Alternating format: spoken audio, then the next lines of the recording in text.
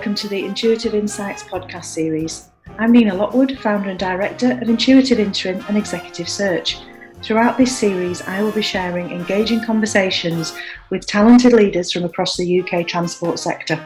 Today, I am delighted to welcome Loraine Martins, OBE, Director of Diversity and Inclusion at Network Rail, to the Intuitive Insights podcast. Loraine will share her career journey so far and also her own values and inspirations and motivations, which I really do hope that you find interesting as I did. Loraine Martins, MBE, welcome to this episode of the Intuitive Insights podcast. I'm absolutely delighted that you have joined me, really over the moon. And for the probably, one or two people in the rail industry or the universe, actually, who don't know what you do, Loraine, you're the Director of Diversity and Inclusion at Network Rail, aren't you? That's correct. And thank you for inviting me to join you on this podcast, Nina. And just a slight correction, I'm now an OBE. Apparently that's a promotion. So yeah, that happened at the beginning of this year. So for services to Network Rail and for mentoring. So imagine. I did know that, actually, and it was. Thank you for correcting me. I'm going to blame the heat, Loraine. Sat in my little box in the garden. Oh my goodness, how amazing! But doesn't surprise me in the least.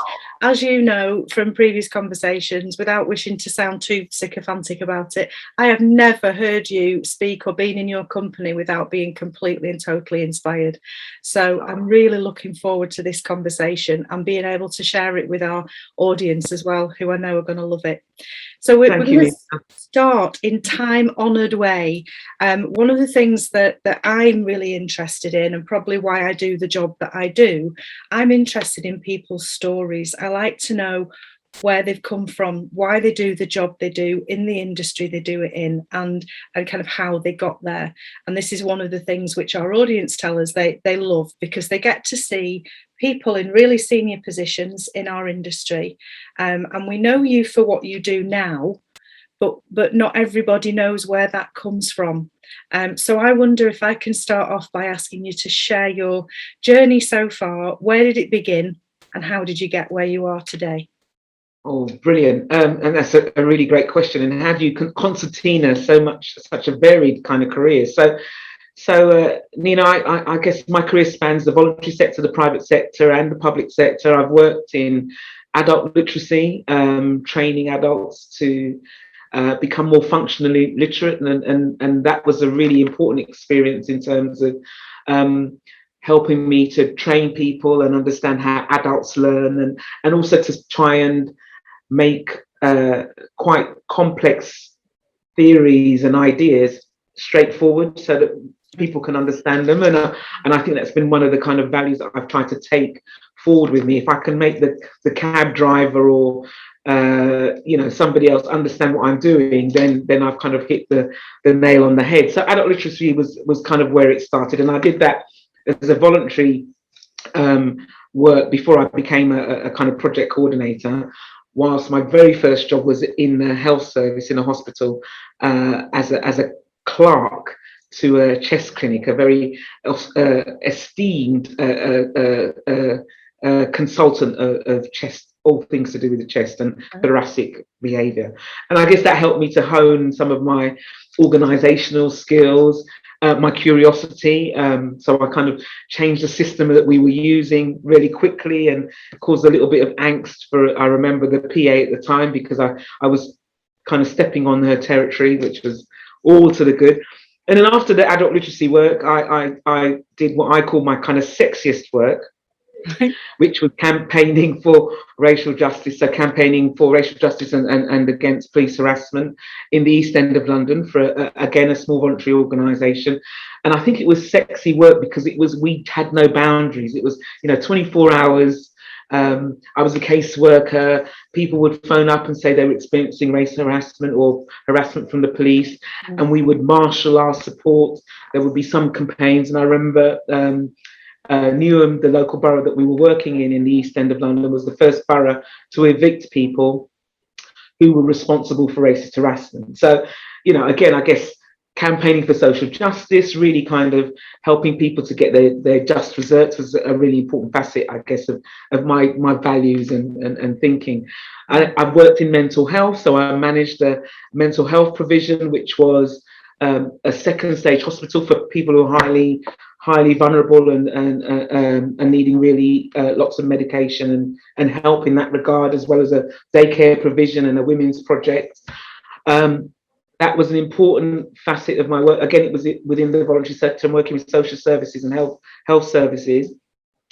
And it was where I learned that I wasn't superwoman. So up until that point, everything that I had done, it had turned to gold.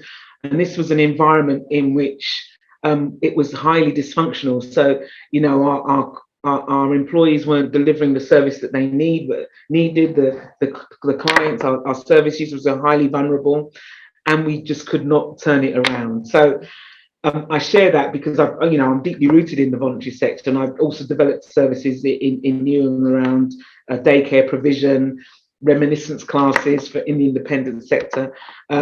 So yeah, a whole raft of stuff. So I've worked in regeneration, in terms of fast forwarding to Network Rail. I worked on the construction of the Olympic Park, which introduced me to construction and engineering, and I guess paved the way for my entry into Network Rail. So all things, small organisations and behemoths like Network Rail, and also whilst I'm doing that, some voluntary activities, so volunteering, but also sitting on voluntary boards. I sat on the National Lottery Board when that was being introduced. Okay. Helping on the child, so as a charitable foundation, and I was the vice chair of the Trust for London, which addresses poverty and inequality in London. And I'm really proud of that work because we help support the living wage, which is now the real living wage, which impacts on people's pay. And I'm proud to say that Network Rail is a living wage employer, along with 5,000 other organisations. And also I've done some kind of independent stuff. I was on the Windrush Review, looking at all of the kind of issues that had impacted on that community. So I guess the kind of themes that, the themes to my career, I was thinking about this. I'm very values driven. Yeah. So I'm really keen to make a difference, make an impact, and it doesn't have to be big difference. It's really things that make a difference to people's lives and enabling people to get equal, if not better treatment, and to change and transform things. And I guess that's a kind of whistle-stop tour of my career. And I guess why am I at Network Rail? The opportunity to work across such an expansive business. When I joined, we were 34,000 employees. Currently at 43,000 employees, so we've grown, and it was really to set up the approach to diversity and inclusion with some rigor and robustness, and really, in my view, to try and help change the rail industry. So, as an aging sector, skill shortage, really important for us to start to reach out and reflect the communities that we serve. So, opportunities that work in large institutions like Network Rail don't come very often. So I kind of seize that opportunity with both hands, and they say, I guess the rest is history.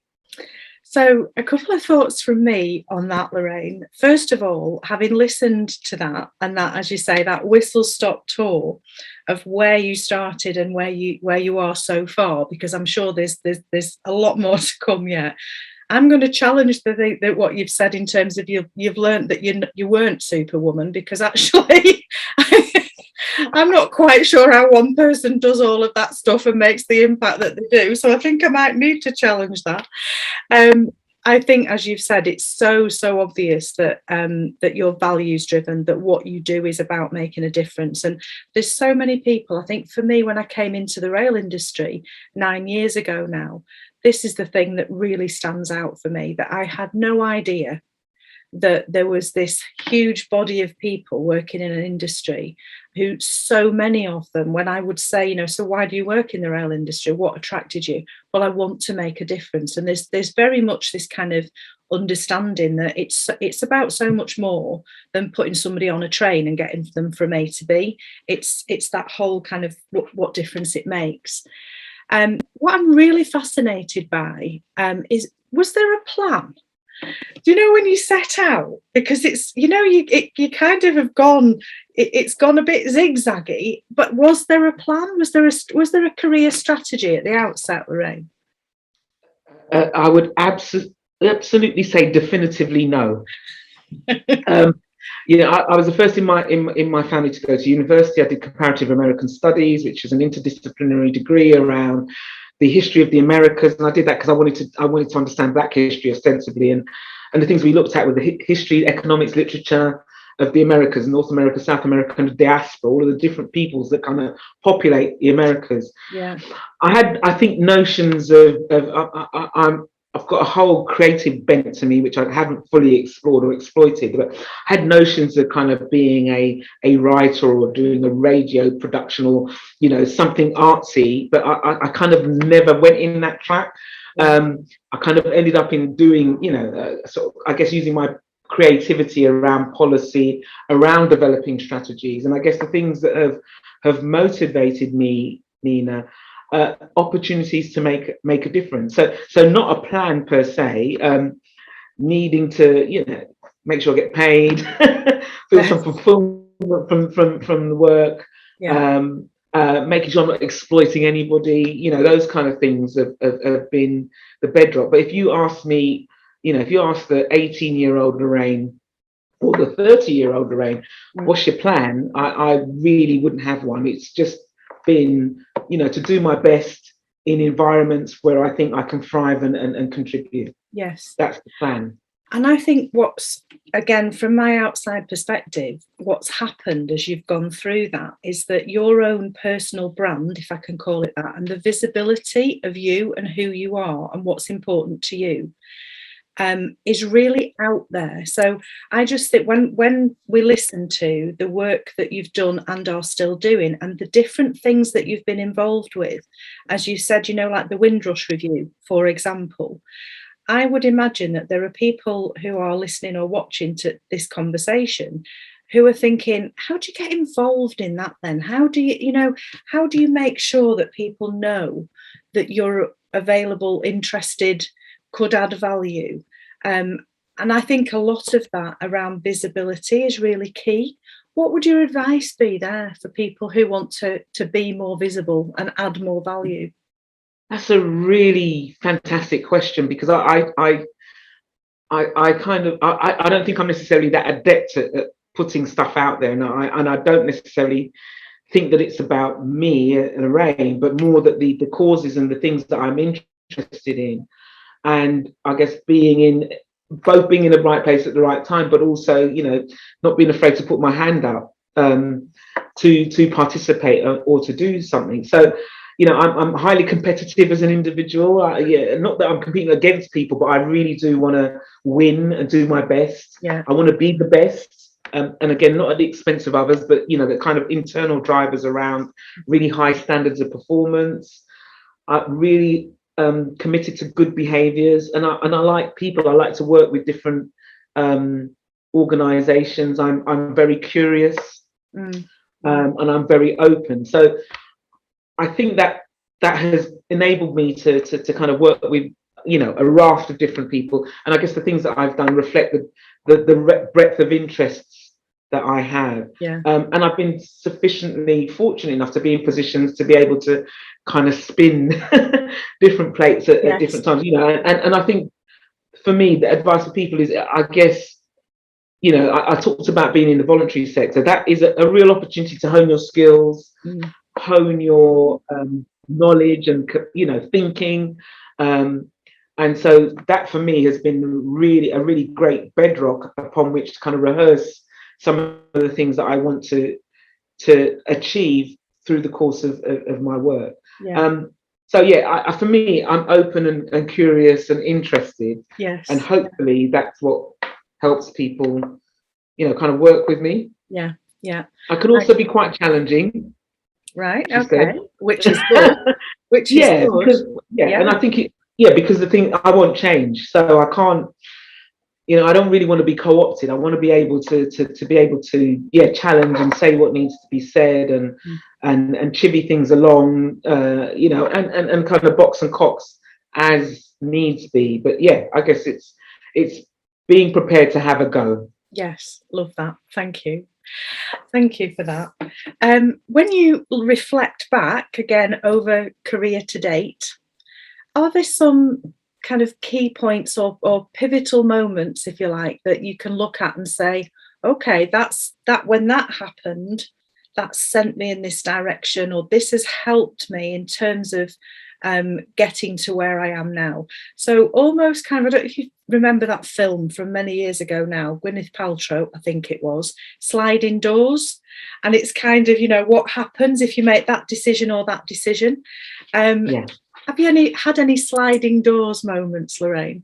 Yeah, that's really interesting. So I don't know that they're sliding doors, but I can remember some real pivotal things that helped me crystallize both what I want to do and what I don't want to do. Mm. And I mentioned the experience of working and, you know, leading a mental health provision, and the experience of having to close a really important service for vulnerable people was a really salutary one. So, you know, I don't say it lightly. I came with a really good reputation. I'm really used to delivering high quality, high standards, and to not be able to do that was a beautiful lesson for me. You know, it was a gift, because then it's recognizing both my own limitations, but also the extent to which I can influence or not influence, or which things are not within my gift. And so for me, it made me make a really hard decision to close a service for service users. And I was clear I didn't want to be in that position again. So being really, I guess, diligent about the opportunities that I take up and the things that I think I can manage and therefore make a difference on. So that was really important. Also, I worked for an organization called the Audit Commission, and I think why that was pivotal was because it honed my experience around making judgments and investigating things. So the Audit Commission used to go into local authorities, health authorities, police authorities, housing authorities, fire and rescue, and talk about the value for money that these public services were offering. And it required us to go in, find the evidence, both written, speaking to people, make a judgment, and then give a score. And people's livelihoods depended on our judgment. So it was really important that the evidence that we had was really robust. And I think then applying that to working around diversity and inclusion has been, I think, a really important asset to both to my skills, but also to my approach. Then moving into working on the Olympic Park, the construction of the Olympic Park, I guess two things were really important lessons. One was about aligning diversity and inclusion squarely to the business of construction. So construction really, you know, I'm trying to think of the word, a very straightforward business in a sense. You know, you specified that we're going to build this thing 2 times 2 budget, and then you overlay stuff, safety standards, sustainability, diversity and inclusion. So how to make those topics feel part and parcel of the day job was an important thing for me, and I had to learn the language of construction in order to communicate with my colleagues and peers. So it was the first time I really had to align things and speak their language. So the language around project management and risk and all of that stuff, really refine it and hone it. So that was a great lesson for me because it made my work intelligible. They could look at Gantt charts and they could see the progression, and you know, and all of those things I think were really, and there's not, I don't know that that's necessarily the rigor with which diversity and inclusion is always approached. So having that kind of programmatic approach where you can see things and you can articulate it in ways that other people can understand is really important. And then I guess the final pivotal moment, again, it's in relation to the construction of the Olympic Park, was Sir David Higgins. So his leadership, his engagement and his authenticity was incredibly enabling for me. So I'd worked with a number of chief execs up until that point. And what I remember to this day was that I joined within the first week. He was part of my induction, and he said to me, Loraine, if there's anything that gets in your way, then you need to come to me and we'll address it. And I never did, but the mere fact that he had kind of offered that support, and I felt that my chief exec had my back, was a really wonderful, refreshing experience, and not something I'd had particularly in the context of diversity and inclusion. So those are kind of pivotal moments, because those are things that have one shaped how I've approached what I do. So I've, you know, when I get new people in my team, I say the same thing: is there anything you need? Yes. You know, tell me. If anything gets in your way, bring it to me. So, you know, you kind of adopt the things that you really want to do and to be as a leader, being authentic and being engaging and being inclusive, as well as being really rigorous in the approach to what I do. Does that make sense, Nina? It makes complete sense. And I think what I'm hearing as well is something similar to kind of stories and examples that I share with people when something rubbish has happened in their career, when they're not in the place they want to be, where they're not in the environment that they're thriving in, and we're having this conversation. And I kind of reflect back on times in my career where I felt like that I wasn't in the right place, or I wasn't being led in the way I wanted to be led, or etc., etc. But when you get to a point in your career, you reflect back and you can say, actually, whilst that was not enjoyable at that point, if I hadn't learned that lesson then, I would not be the person that I am now. So that those reflections that you've shared with us are brilliant examples of that, of kind of how, you know, this is a quote that I use quite often. So I apologise to listeners and viewers of this, because they will have heard it before, but you win some, you learn some. So sometimes it's great and we're winning, and other times we're not winning, but we're learning. So brilliant examples. Thank you for that. And I guess another opportunity for learning is what we've all been through in the last 18 months, with having global pandemic, no guidebook or manual to work from, but we've got through it, and we're now entering obviously this kind of at the very beginning of a period of massive transformation in this industry. I'm really interested to know how things have changed for you. So how is life different now to what it was before, and whether that's kind of in a personal context of how it's impacted you or your role, or, you know, kind of in an organizational context? How's it different? That's really a brilliant question, Nina. So I guess what's different, I think, is levels of accessibility, both in terms of my reach, our team's reach, and also people's capacity to reach out to me. And I think that's been afforded by the technology. So Teams, Zoom, you know, these virtual meetings have really enabled some fantastic conversations, some really important exchanges, some really great challenges, and opportunities to reach far more colleagues than I would have done in our traditional ways of working, you know, having to get to a physical space, set up the event, have the exchange, and all of that stuff. You know, this makes it much more immediate, much more, for me, much more effective for the nature of the work that I'm engaged in. So that's been a significant change. I think I've relished working from home. Two reasons: one, a reduction of the travel, but two, a kind of reduction of the kind of noise of the business, as it were. So contrary to popular opinion, I'm quite an introvert. So I'm an introvert insofar as I'm, you know, driven by internal drivers. Right. So I'm really great by myself. I'm great with people, like people, but I also relish an opportunity to kind of, because I'm a strategist, I do like to think, I do like to kind of plot things and then give that picture to others to kind of embellish. So having that space has played to my strengths. The downside has been, I think I could do better at balancing the off button. So when you're in an office, you're physically in an office, you physically leave, or, you know, in a building that's not near to you. Yes. Whereas, you know, I'm at home, nice Victorian house, south facing garden. And I'm the classic, I'll just do this. Just one more thing. I'll just do this before. Just one more thing. I just. And in a sense, I think that has made us overproductive. And I don't know that that's sustainable. No. I think the other thing that I've really appreciated, and particularly for those of us that are working in diversity and inclusion, has been the kind of aftermath of the murder of George Floyd, the kind of propelling of focus on looking at inequalities, particularly race. Then we look at sexism, we're looking at this, all of this, the kind of issues around creating inclusive environments is society wide, and that's a major change. I think for all of us, for some it's really comfortable, for some it's triggering, for some it's not really bothered.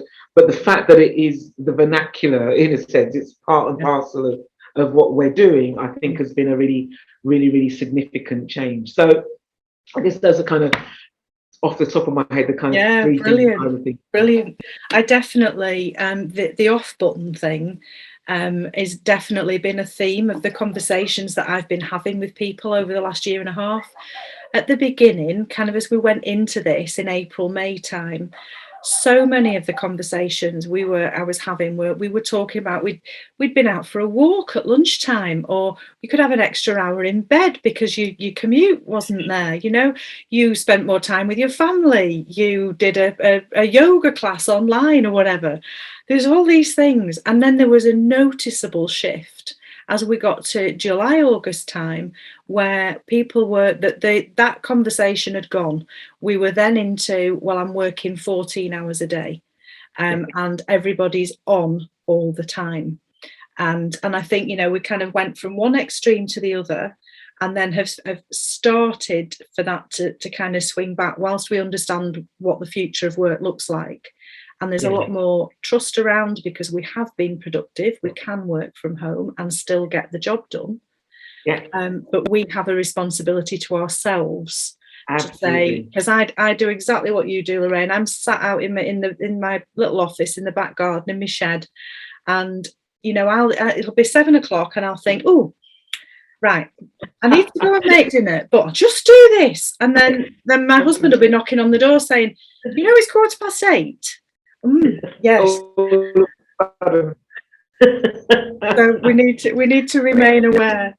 So we've got this, as I said earlier, we're going into and are right at the beginning of a period of massive transformation. It was needed anyway, but it's been accelerated because of what we've been through as a society, but as an industry. If I gave you 3 wishes, Loraine, for what you would like to be different, what change you would like to see as we move forward through this change, what would they be? So I think we'd be a safer railway. Right. I think we'd eliminate the harm that we're causing our colleagues. I think we'd be much more rigorous, much more robust, much more intentional, and that would include and will include in my world, attention to psychological safety. So if we've got evidence that shows where people don't feel that they are their best, they're not included in the environment is less safe. And I think a greater kind of concentration on creating environments that are inclusive and therefore psychologically safe will enhance our safety record. I think I'd put that in the 3. And then creating a more accessible railway. So I'm focused, and these are things that are in the offing. So they're not without, they're not out with our gift in a sense. But I guess our challenge is intent. We've got some really good words, some good intent, but how genuine and authentic is it? And how will we make sure that we deliver on the kind of promises that we are making to disabled passengers or to older people in terms of using our infrastructure much better? Because if we get it right for those communities, everybody benefits. Harnessing the technology to make it better. And then, of course, she said, we'd have a much more diverse workforce that reflects the communities. We would, the leadership of our sector will look different. We will have different voices. I'm all for sustainability, but not necessarily recycling the same people that we have traditionally recycled. I think we need to really hold ourselves to account much better. And genuinely give people opportunities to make a difference. So those are my kind of wishes stroke aspirations, because I think that they potentially are in the offing, Nina. Yeah, I was going to say originally world peace and all of that stuff, but I thought I think I'd try and make I would have to have a bigger magic wand for that, Loraine, to be honest. I think my standard size wand will be able to cope with these. I like that. Thank you. So some questions to draw our conversation to a close. I'm really interested in your in what inspires you, because as I've said to you, I know that many people find you very inspiring. So I'd like to know what tops you up. Where do you get your stuff from? So in terms of a leader, this might be a really hard question, so you don't answer it however you want to answer it. A thought leader or a business leader, is there somebody who inspires you in terms of leadership? Yeah, it's really interesting, because I've worked with so many leaders, Nina.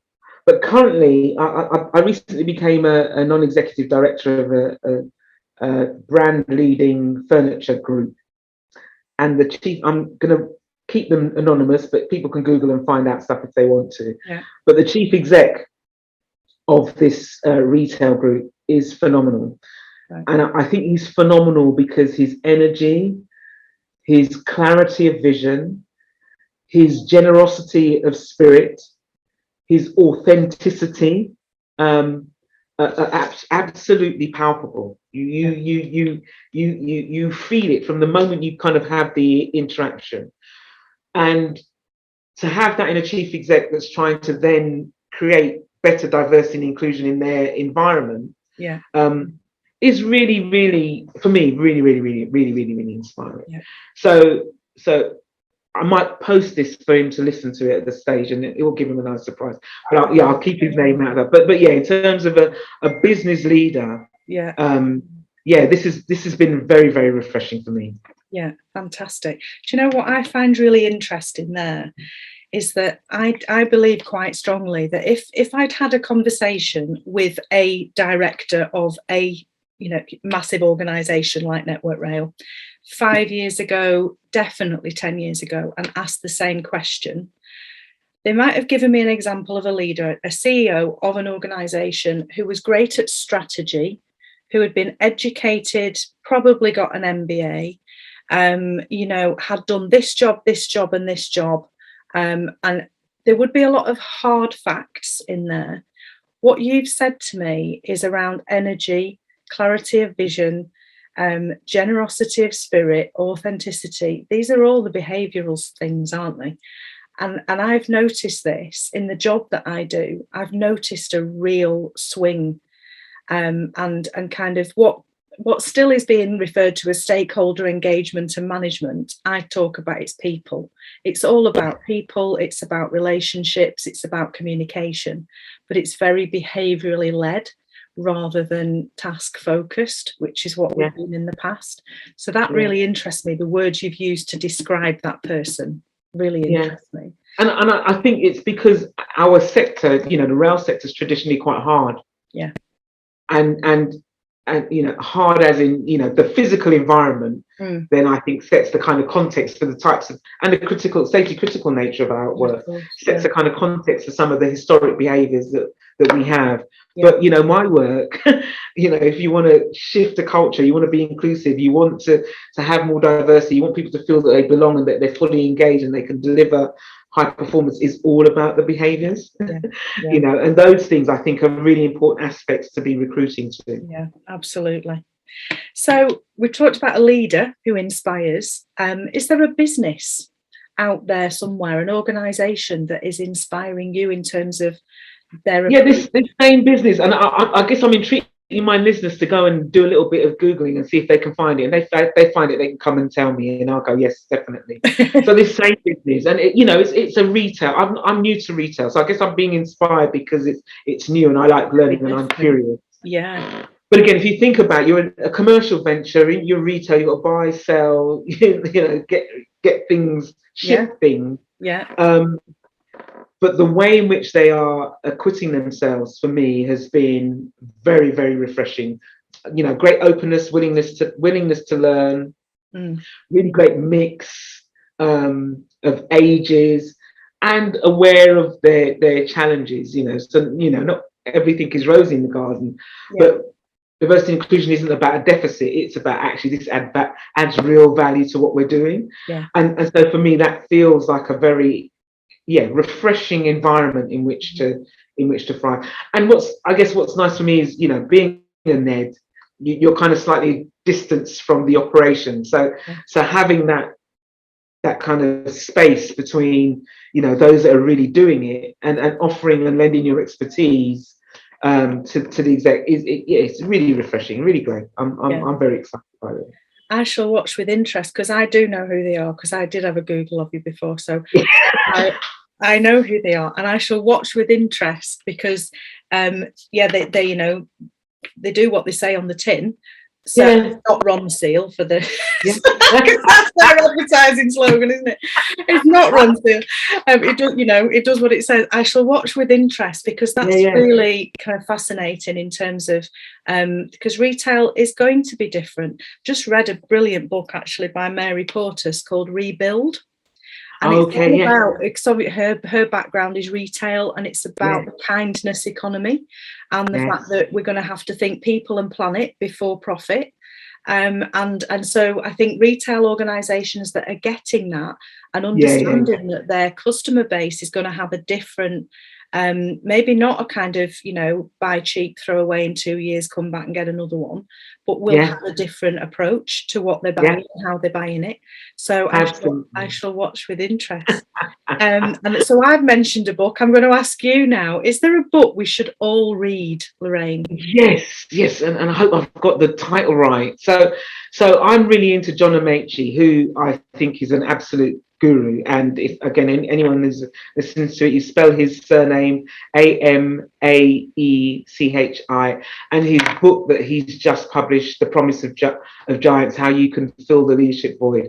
I think it's a really important book, and I'm really into leadership and leadership development, and talking about the behaviors. And so this book sets out the things that we can do, and we should be looking for, expecting of, by holding our people to account and by delivering really fantastic leadership. So for me, all of us who are leaders, and a leader isn't about status or authority, it's about how you kind of affect change, then we should be equipped with John's knowledge. Brilliant. And a question, it's a personal interest to me. When do you read? In your kind of routine, your daily routine, weekly routine, when do you find time to read? Just before I go to bed. Yeah, me too. I do little bits, snippets in the day if I can, small articles. But if I'm going to read a book, it's going to be at the end, towards the end of the day. Yeah. And one last, I did ask you either or, a book or a motivational quote, but just in case you've got a motivational quote for me, I'll pop that in at the end and just what inspires you. Absolutely, my motivational quote, and I've been using it a lot lately. So it's Dr. Maya Angelou, and it's, people will forget what you say. Yeah.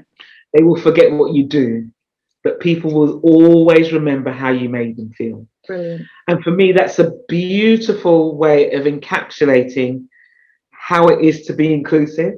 Yeah. People forget all of the stuff about what you said and what you've done, but they know that connection that you make with people's hearts. People know when they're being treated with respect, and they know when they're being treated well. Yeah. And so for me, that's my watchword. Have I made sure that I've made people feel good about themselves and good about what they're doing? Yeah. I would say you're the living embodiment of that quote, Loraine. Yes. So on that note, I'm going to give you a huge thank you from me, from the heart. I have loved the conversation. I knew I would. I know that our audience will, because it's given us a kind of glimpse behind the scenes in terms of who you are, what's important to you, and some really excellent advice and information, sharing your knowledge with us about things that are really important as we move forward in the industry. Massive thank you from me. Thank you, Nina. It's been an absolute pleasure to talk to you. Thank you so much. Thank you. My huge thanks to Loraine. Every single time I hear her speak, she inspires me, and today was no different. I hope you experience the same. Join us in a couple of weeks' time for our next Intuitive Insights podcast with Ben Milway, Finance and Business Systems Director for MTR Elizabeth Line.